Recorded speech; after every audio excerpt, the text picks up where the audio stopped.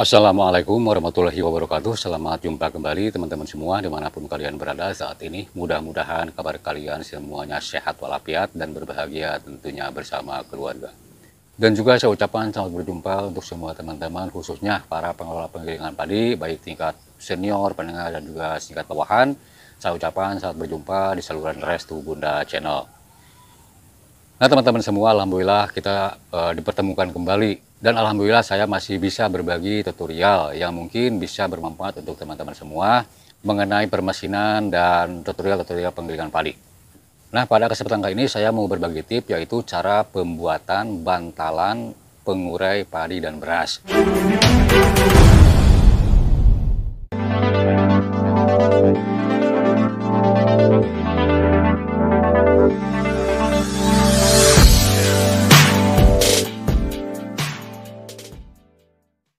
Kenapa saya katakan pengurai padi dan beras? Karena alat ini adalah untuk mengurai padi dan beras. Nah, teman-teman semua, prakteknya saya di sini menggunakan mesin LM ya. Tetapi pada umumnya alat ini pasti ada di semua mesin PK. Nah, teman-teman semua mungkin sudah pada mengetahui alat yang bisa teman-teman lihat yang di hadapan saya seperti ini. Ini adalah bantalan pengurai padi dan beras. Seperti ini teman-teman. Bisa saya katakan alat sangat vital sekali karena dari turunnya padi hasil PK ataupun hasil gencetan roll, alat ini adalah alat yang pertama sekali yang menyentuh setelah penggencetan ataupun pengupasan kulit dari roll langsung ke alat ini. Makanya alat ini saya katakan sangat vital. Dan kalaupun alat ini tidak berfungsi dengan baik, tentu teman-teman semua hasil dari PK jenis apapun ini ya, pasti hasilnya tidak akan sempurna. Karena kalaupun alat ini tidak berfungsi, sekali lagi ya, itu beras itu akan keluarnya menggulung ke tengah. Nah itu berarti dikatakan alat ini tidak berfungsi. Dan cara kerjanya alat ini adalah untuk mengurai padi dan beras. Kenapa saya katakan padi dan beras? Karena padi ataupun beras yang datang ke sini adalah berbentuk padi dan beras karena hasil dari gencetan roll ya, hasil dari pengupasan, berarti di situ ada padi dan beras. Nah setelah jatuh ke sini, alat ini adalah untuk pengurai supaya si beras itu bisa nyembur lagi ke atas dan bisa juga muncrat berbagi ke segala macam arah. Nah tentu akan sempurna kalaupun sudah terurai padi dan beras, ketika angin menyedotnya akan langsung membawanya sekam ke belakang dan padinya akan langsung aja ke bawah karena itu sudah terurai. Nah kalau bisa teman-teman bayangkan, kalaupun tidak terurai, menggulung, itu proses angin untuk menyedot itu bagaimana? Tentu si sekam itu akan langsung terbawa ke depan ataupun padinya juga akan terbawa ke belakang. Nah itu yang saya katakan alat ini sangat vital sekali. Dan teman-teman semua perlu diketahui juga alat ini teman-teman ya. Alat ini bisa kalian bikin dari karet ban ya, bisa ya. Kalaupun saya lihat dari yang orisinilnya buatan pabrikan, yang pertama kali LM keluar ya, ini alat ini terbuat dari karet macam ban begitu ya. Tetapi itu mungkin pabrikan lah, itu udah udah tercetak, itu karetnya udah sangat bagus. Dan saya suka membuat dari karet ban mobil bekas itu ya teman-teman. Kemudian juga bisa juga teman-teman membuatnya seperti saya ini dari bahan bekas, ban plat ya, ataupun selendang yang bekas kayak ini bisa dibuatnya seperti ini. Sekali lagi teman-teman semua ya, alat ini jangan sampai si padi dan beras itu ngumpul di sini ketika ketika si molen itu ataupun ketika mesin molen itu berhenti, si padi dan beras itu ngumpul di sini, tidak turun. Nah itu jangan sampai demikian. Makanya ini dibikin menggelembung semacam ini teman-teman ya. Ini juga kurang gitu ya, kurang menggelembung. Jadi harus menggelembung semacam ini. Baik dibuatnya dari karet ataupun dari ban plat ataupun selendang semacam ini. Dan ada pertanyaan juga kemarin dari teman kita yang dari mana lupa satu ya, yang menanyain lebar ini ya, lebar si plat ini. Karena ini di bawahnya ada plat teman-teman ya. Kalaupun tidak ada platnya, ini akan lemah ke bawah. Ini harus ada platnya semacam ini. Dan memang dulu, kalau dulu ya teman-teman ya, buatan aslinya itu ada tebal sekali. Ini cuman sekarang udah keluaran-keluaran baru semakin tipis macam ini teman-teman ya. Ini lebarnya ya kalau nggak salah itu 10 kali 20, dan ini harus pas bautnya ya, macam ini teman-teman ya. Dan kita langsung aja cara pembuatannya bagaimana supaya seperti ini teman-teman ya. Hasilnya nanti pembuatannya supaya seperti ini. Dan tentu kalaupun teman-teman mengikuti cara saya, cara pembuatannya akan lebih efektif dan akan lebih gampang cara pembuatannya. Oke teman-teman semua, kita langsung saja ke tutorialnya. Cara pembuatan bantalan padi beras pada mesin PK. Langkah pertama kita harus mempunyai dulu platnya yang semacam ini, ataupun teman-teman sudah ada yang ada ya di mesin PK-nya, silahkan dicopot dulu seperti ini. Dan ini sudah tersedia kawatnya untuk pengikat, dan 2 buah baut mur dan ringnya udah ada. Ini seperti ini teman-teman ya. Ini adalah keluaran baru. Memang ini tipis teman-teman ya, hanya 1,5 kalau nggak salah.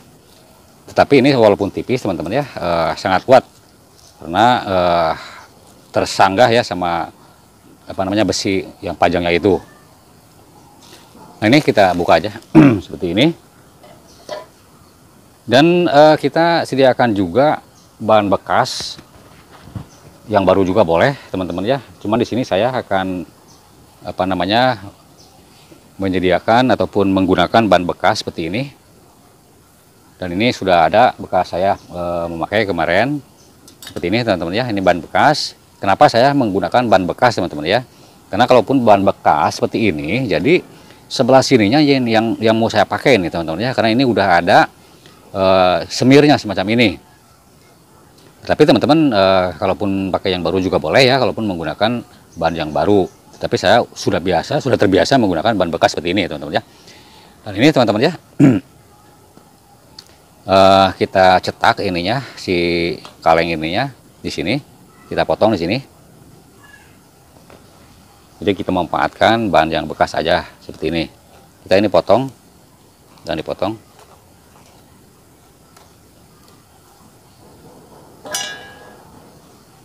Ini dipotong teman-teman ya. Di sini saya menggunakan gergaji. Boleh teman-teman kalau mau menggunakan pisau atau apa ya, silahkan.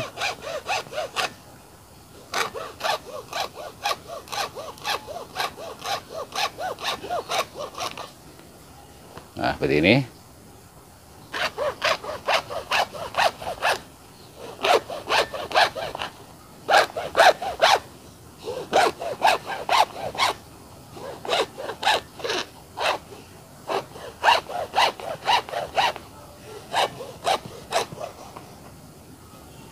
Ini hasilnya teman-teman ya.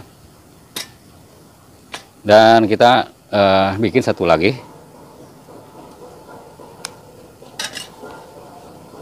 Sebetulnya ini juga bisa dipakai teman-teman, tetapi saya mau memperlihatkan sama teman-teman semua cara pembuatannya dari awal ya. Ini dipotong di garis seperti ini. Kemudian ini dipotong lagi.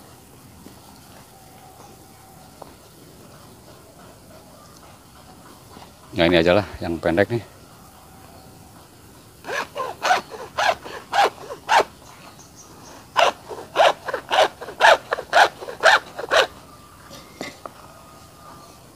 Nah ini kita belah teman-teman ya.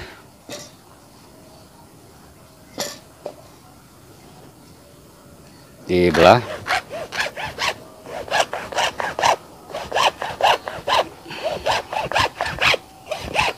Oke, pembelahan ini udah selesai teman-teman ya.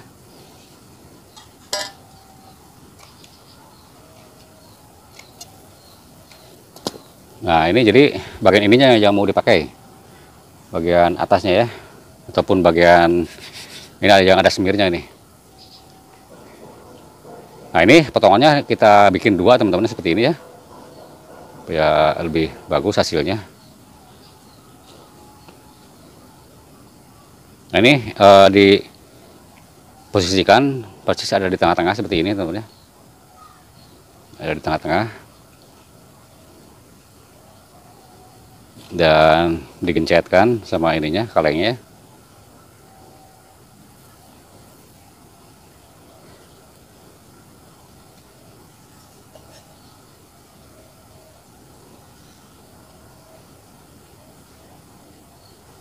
Nah, dari tengah-tengah ya, jangan sampai miring. Ada lubangnya nih. Kemudian ini dibolongin. Di sini saya mau menggunakan bor ya, supaya lebih bagus hasilnya. Walaupun teman-teman mau menggunakan pahat juga boleh ya. Ini diinjak aja. Nah, kayak ini ya. Kita bor aja langsung.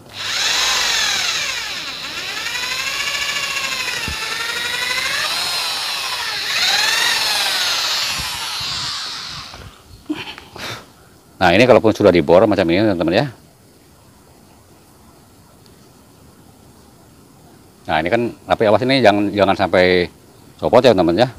Jangan sampai, maksudnya jangan sampai menggeser. Ya kalau bisa ini diusahakan menggunakan dulu baut ya.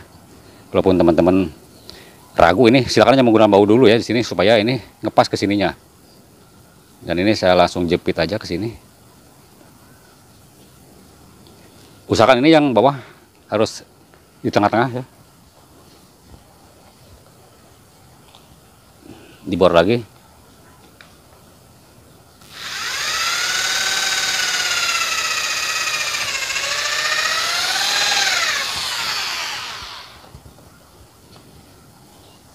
Nah, ini udah selesai ya. Tinggal ini yang ini dibuka yang kecilnya. Nah, ini dipasang bautnya.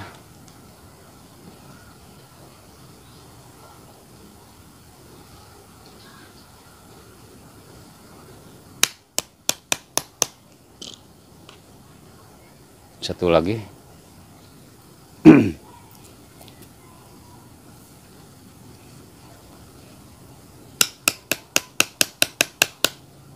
Oke, ini harus dibolongin teman-teman ya. Karena saya di sini mau diikat menggunakan ini kawat, jadi cukup menggunakan apa namanya mata bor yang kecil saja. Walaupun teman-teman mau di apa namanya dibaut, gunakan aja mata bor yang barusan supaya bisa dibaut menggunakan baut 10 ataupun baut 8. Sini saya menggunakan mata bor yang 4 mili.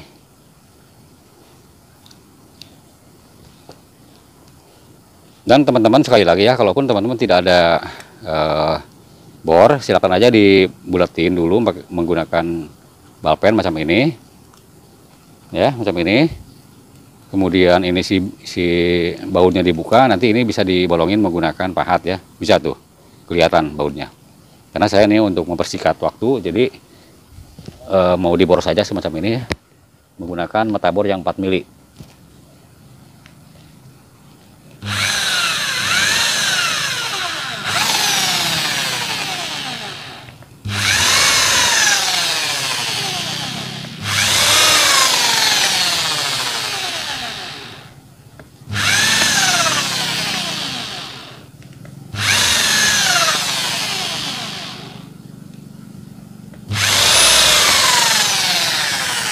Oke, pembolongan udah selesai, dicabut lagi ini listriknya ya.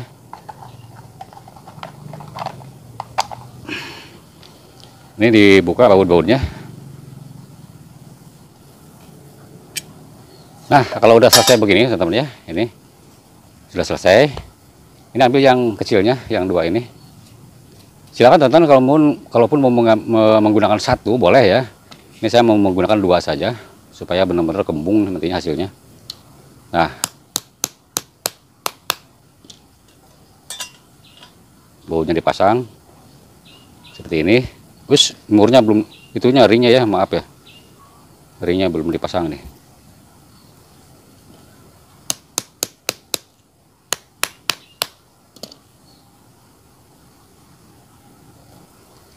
Oke, ini udah dipasang ya kedua-duanya. Kemudian tambah lagi 1 lapis lagi seperti ini.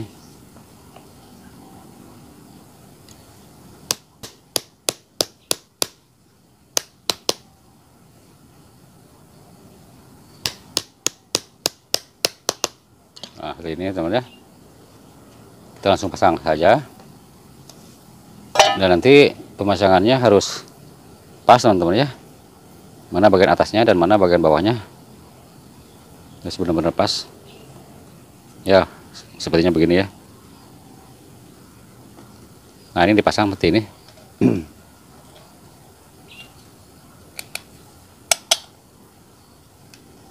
Dan ini dipasang dulu baut menggunakan ring.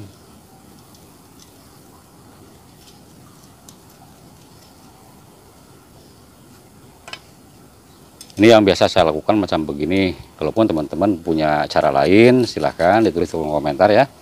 Ini saya di sini hanya sekedar berbagi saja buat para teman-teman yang jauh dari perkotaan, bisa digunakan ban bekas seperti ini. Walaupun teman-teman lebih kreatif menggunakan ban bekas mobil itu ya, bagian luarnya itu bagus ya. Cuman saya ini dalam pembuatannya agak sedikit susah ya kalaupun dari ban mobil, karena biasanya suka melengkung atau macam-macam lah itu ya. Jadi kita gunakan aja ban semacam ini, ban plat bekas ya. Dan ini biar rapat aja nih, dibautkan seperti ini. Biar rapat gitu ya. Nah, ini juga biar rapat. Oke, seperti ini hasilnya teman-teman ya. Kemudian ini dipasang ininya ya. Nah, ini karena saya di sini mau menggunakan ikatan kawat ya. Teman-teman mau dibaut silakan, cuman ini lubang ini harus agak besar kalaupun mau dibaut ya. Nah, di sini saya menggunakan ikatan saja, menggunakan kawat. Oke, sama ini aja ya, diikat.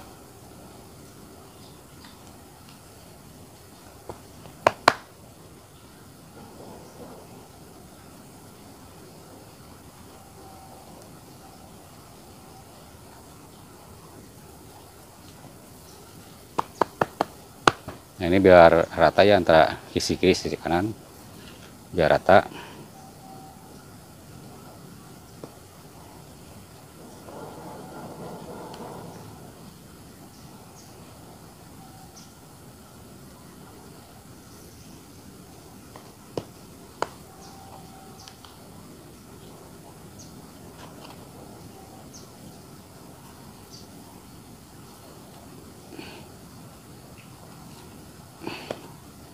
Ini berlaku teman-temannya untuk semua jenis PK ya.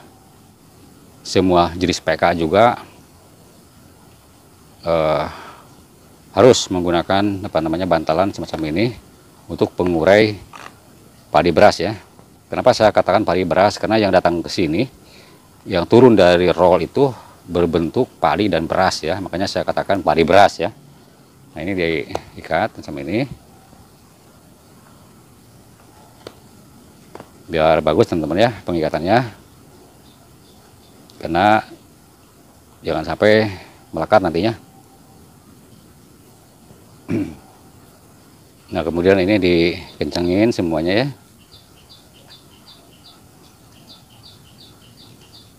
Ini saya dipersingkat saja, hanya sekedar memperlihatkan sama teman-teman semua ya. Untuk lebih rapinya lagi silakan teman-teman berkreatif supaya ini pengikatan lebih rapi lagi. Ini saya di sini hanya mencontohkan saja seperti ini.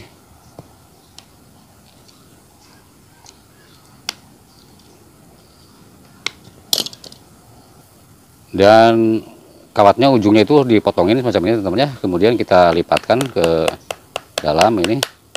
Kalau bisa dimasukin lagi ke sini ya, supaya aman nanti kalaupun kita membersihkan sesuatu di bawah sini tidak terkena tangan ini ya, ininya nih. Udah rapi pokoknya ya ini ya. Saya di sini hanya mencontohkan saja. Macam ini aja tutorialnya ya. Nah, hasilnya seperti ini teman-teman ya. Jadi kembung teman-teman ya, suku kembung ini. Jadi tidak akan ada gabah ataupun padi yang tersisa di sini. Semuanya jatuh ke sini ya. Ini adalah untuk pengurai padi dan beras di sini ya. Jadi begitu masuk ataupun begitu turun padi ke sini, dia loncat lagi ke segala macam arah ya. Jadi diurai dan nantinya disedot sama angin itu mudah. Mana sekamnya dan mana padinya itu angin gampang untuk menyedotnya.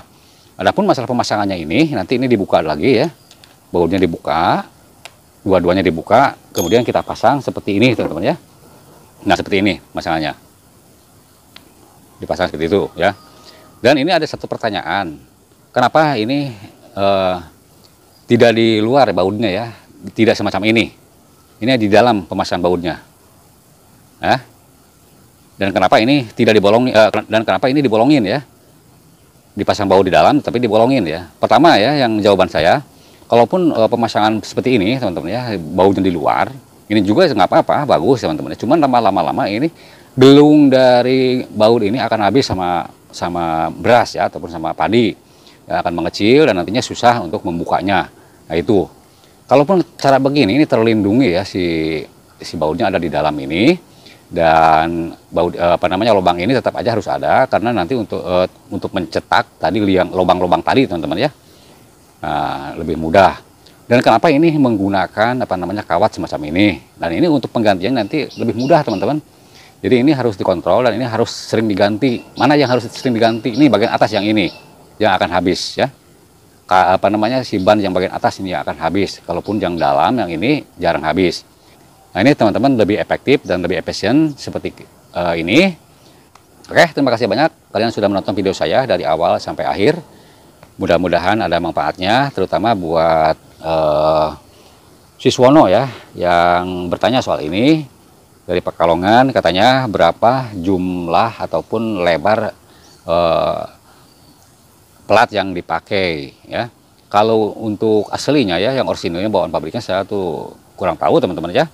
Cuman ini udah saya rubah semuanya, ini saya menggunakan 10x20 dari lebarnya ini. Adapun masalah ketebalannya bebas teman-teman ya, ini nggak usah terlalu tebal karena ini tidak akan bebannya tidak begitu berat ya.